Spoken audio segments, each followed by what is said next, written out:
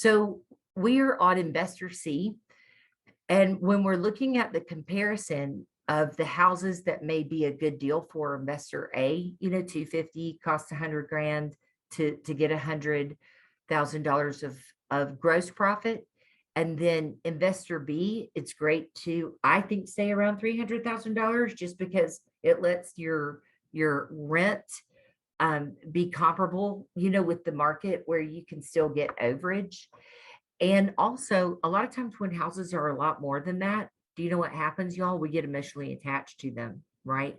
Because if it's a $500,000 house, all of a sudden you find out that that person's dog had puppies, you're freaking out, because you're just like, oh no, they didn't, my $500,000 house.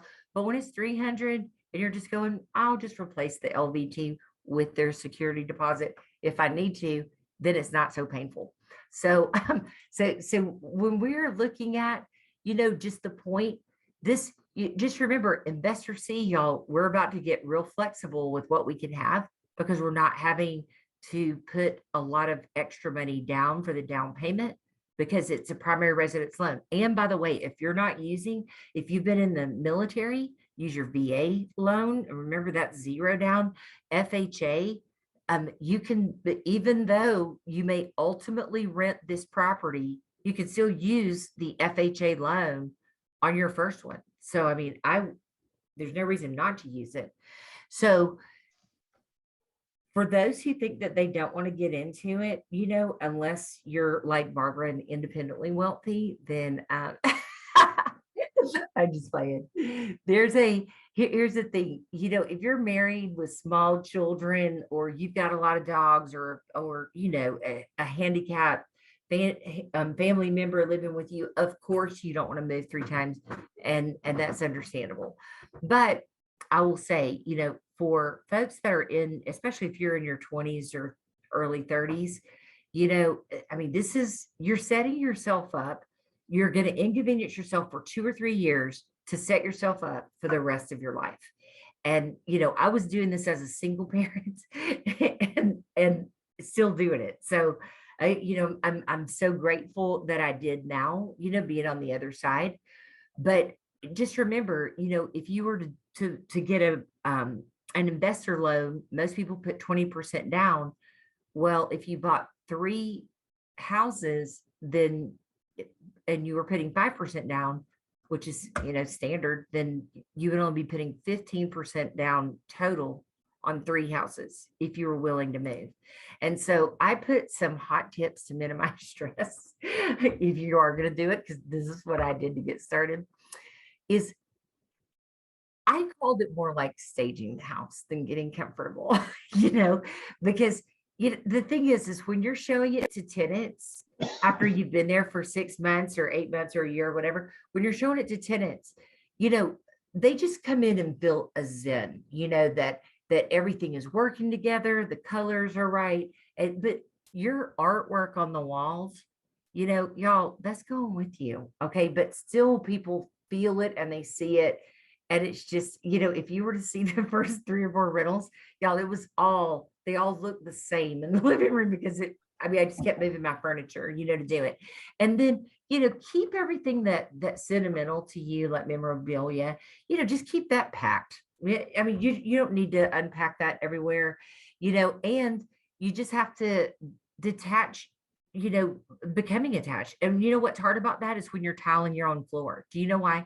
Y'all, I still remember the grout color I used on floors that I tiled 25 years ago. I mean, it's just because I was so close to it. And so we just have to remember that this is to set us up for the rest of our lives, that we would never have to rely on having clients, having a day job, having Social Security. That's what we're doing. And we just have to stay focused. And, when we do that, then all of a sudden you start thinking, gosh, it's only going to take me 2 or 3 years to do this. It really changes your perspective. And so moving those few times, just remember this too. Remember what I said about people that want to hold mortgages? Are y'all aware that a lot of people want to do that? And in our last investor roundtable, that we have people chiming in all over the place because we brought that up as a topic. And there were a lot of people. It's just, if you've got 20 or 30% that you want to put down into something, then there's a lot of people that would love to have 8% and be able to foreclose if you didn't pay, because it's a lot safer than the stock market. And I think it's a lot safer than even keeping your money in the bank these days. So, just don't, regardless of what's going on, or you feel like something's encumbered, there's always people out there. And the place to find them is at our investor roundtable, because everybody jumps in. Choosing an interest rate and closing costs as an investor. By show of hands, do y'all know what yield spread premium is?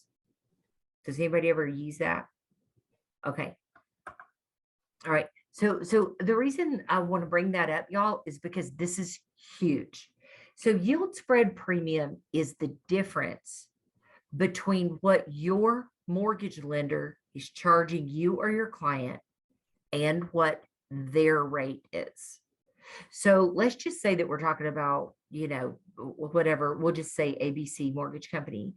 And if they were giving your buyer 6%, and y'all, I'm glad we're talking about this, because this is also a great, this is a great way when we get close to the closing, and then one of the inspection items, you're going back and forth or whatever, and then all of a sudden everybody wants to talk about your commission being thrown in. I'm about to show you the way that that's not going to happen. Okay. If you know how to work the yield spread premium conversation. So did you know that a buyer, let's say that the buyer was quoted 6%, okay, with $2,000 in lender closing costs. That's what they were quoted. Did you know that there is a way for the lender to charge more, like 6.25, and give the buyer 0 closing costs? So what they do is they raise the rate, and they're actually, they just make more on the back end. I mean, that's what it's called, the back end. The yield spread premium is the back end of what mortgage lenders make on loans. And by the way, none of this is shifty. They all do it. That's how they make money. We all want people to live indoors with air conditioning. So so the yield spread premium, the buyer can pay a higher rate if they, and it will take away the closing costs. Did you know that every lender can do this? It is not certain lenders. Every lender can do this. They're just not used to having this conversation. Okay. Because you know what happens, right? As soon as they raise the rate, it means that the buyer qualifies for less, less house, of course, because the rate's higher. If they're maxing out the amount that they can buy, that would be, or qualify for, then that would be an issue with their DTI. But most of the time, that's not the case. So this is what I want you to think about for your investors. If your investor is thinking about being a landlord, but remember how we talked about some houses are going to appreciate a lot over the next few years, like in Monroe, okay, because of everything that's going on in Monroe and Newton County right now, and Conyers, y'all, that whole 20 East out there's blown up. So anyway, the thing is, if you think that you're going to keep your house, does everyone understand the math that we're doing right now? What we would really have to do is we could say, if we divide that $2,000, if we're only going to keep the house for 3 years, okay, then if we divided that $2,000 over 36 months, which is 3 years, then we can see, does the difference in the payment between 6 and 6.25, which one's more or less? Do you see what I'm saying? It gets a lot more interesting when the closing costs are more realistic, like $7,000, okay? Because then the rate may have to go up to 6.5 or 6.75. And in a way, you just go, oh my gosh, I never want to rate that high. Y'all, this is all math. Okay, it's just math. It depends on how long you're keeping the house.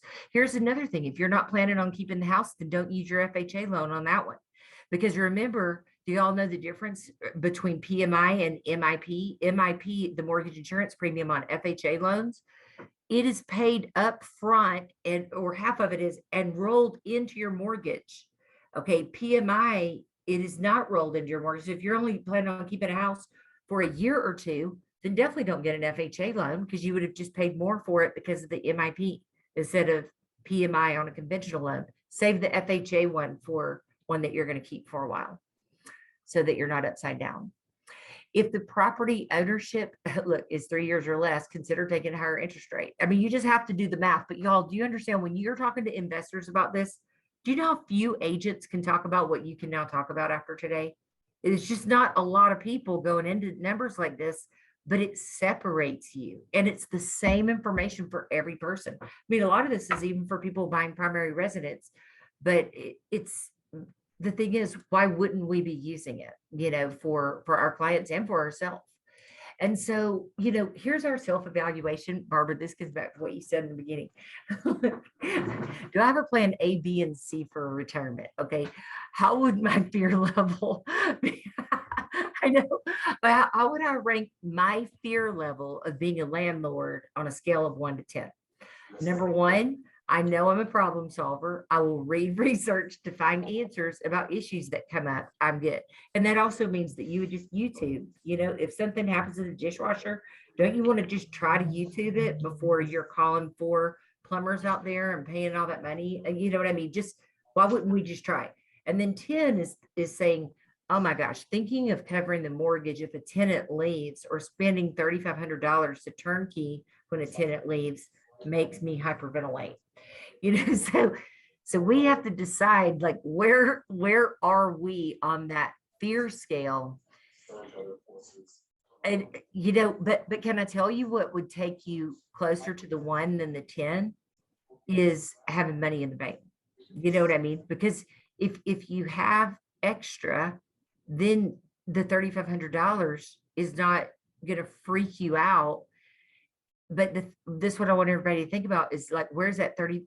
How are you going to make the extra?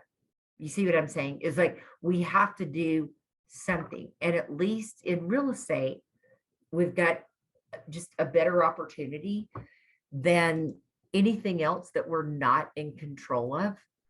A really true reminder. Will you make the necessary thought process changes to accommodate your retirement plan? So I'm going to ask a hard question right now, and anybody's welcome to speak to it. But there's a lot of people. Can I tell you the only reason that people don't want to be a landlord is because the thing is, when I hear traumatic landlord stories, and I know Julie, you were on when we heard that one person that one time, but I mean, y'all, I can always drill down, like, within, and it's not that I try to put anybody on the spot or anything, but it's like, well, why didn't you just evict them? I mean, that's the answer. Okay. If somebody is not paying you, if you have a traumatic landlord story, it is because you did not evict the person. Okay. You're going to have to evict people if they don't pay their rent. And so we're going to go into, in the next class, we're going to go into how to set your mind right, but also how to communicate to tenants when they're moving in. Because y'all, if we're extremely transparent and upfront about the fact that we do not own this house, and that you do not pay for your mother's house, and you will not be paying for their house.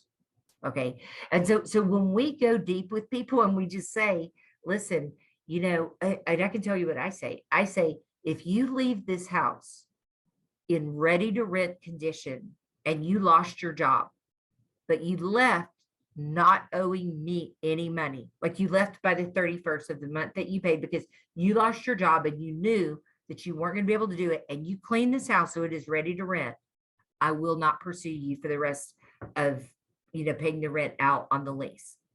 Okay, I'm not even suggesting that you do that, okay, because I don't know many people that do.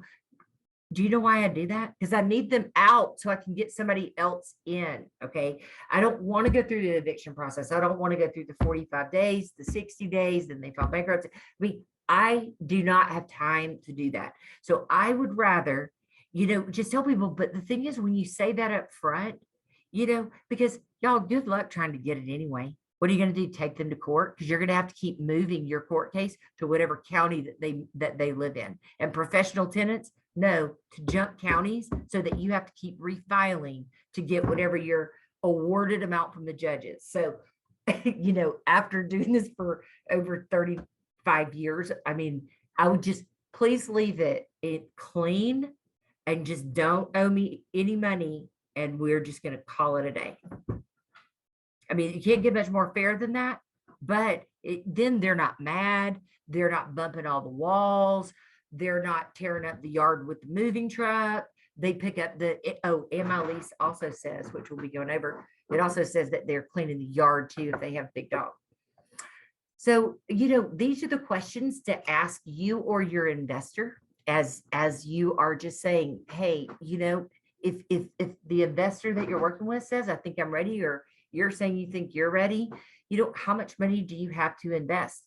Do you have a HELOC amount available, with the equity that you have on your own home that you could get so that you would have it if you needed it?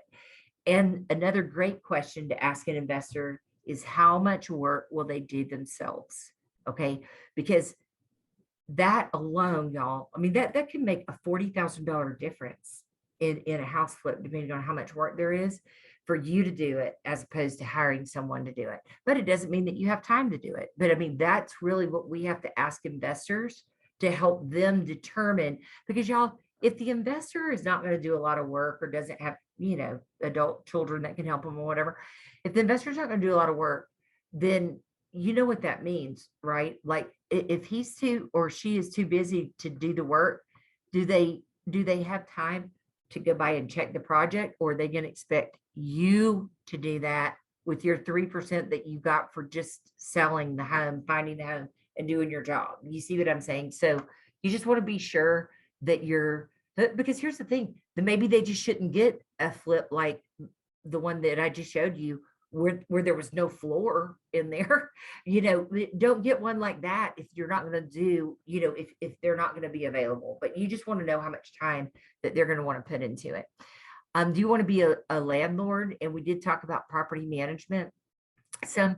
And y'all, even though, Solid Source and most real estate companies don't do property management anymore just because of all the lawsuits, but it is, but remember, you can always be your own property manager. I mean, you can always do. What cities are you interested in? Y'all, some people, if you've got a lot of time, maybe you're willing to go anywhere. Okay, maybe you're willing to drive to Monroe, even if you do live in Cobb County, for the right price. Okay, but some people, they're not driving to Monroe from Cobb County for any price. So just know yourself and know, hey, like for me personally, I like to get, especially for rental property, I want it to be around me. I just want it to be around me because I'm planning on keeping it for a while. Is rental overage important? If you're trying to lower your tax bracket, then rental overage is not important. Y'all, if rental overage is not important, a lot of times it's a lot easier for that investor. Remember how we talked about the two types? One has significant rental overage. A lot of times you can get that like near colleges. And then the other is quick appreciation, like changing transformational areas. So if rental overage is not important, then, it's a lot easier for you to get something that's in an up and coming area that may get quicker appreciation. And do you need to lower your tax bracket? And so, we come back to listening to our inner investor just because it's so much information, and you have to think about when you're talking to potential investors, I think breaking it down into those three categories, and then even the two types about, do you want rental overage or do you want something that may increase in value quicker? Even just starting there, I think that you feel really comfortable going down the road at this point. But just remember what's important to them. Do they want to lower their tax bracket, or do they want, rental overage? And so these are just some quick things that you can do to get started and to have your investor. Like if you're working with someone that says, hey, I think I might be getting ready to jump in, I could not encourage you more, you or anyone that you're working with more. Y'all go to Equifax.com and pull a tri-merge. things come up on your credit report that you don't even, yeah, I mean, they're wrong. Somebody, I mean, it's some Dr. Bill from North Dakota and you've never even been in North Dakota, but it's like you don't know it because if you're not using your credit a lot, then you don't realize that there's something negative on it. So just go ahead and have them pull their own tri-merge credit report. And that way they'll, once you do find them an investment property, then they'll be ready and they won't have to put it off, because then you would have wasted all of that time. And, not even saying that they have to get pre-qualified, but everyone, all of us should pull our credit, at least once a year. And remember, do you have time or money? And the people that have time, are you handy? I mean, just think about the opportunity.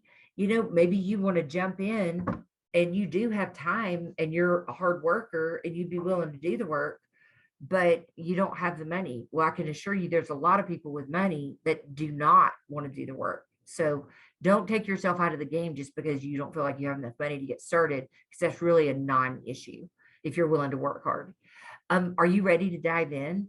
And I just always tell people, like, if you're talking to people and they get excited about the depreciation, because y'all, people are about to be talking about this. All entrepreneurs, remember October 15th. I mean, everybody's got to turn in their taxes. That's the last deadline day.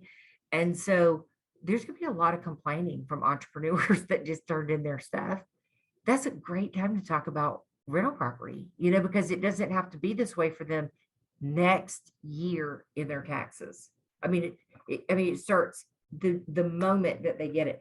Now, there's another really cool thing too, that you can buy houses. I bought one in March that a tenant was already in it, paying $3,000 a month. I mean, there's a lot of that going on. The one that I brought to the last investor roundtable had people already in it, which was awesome.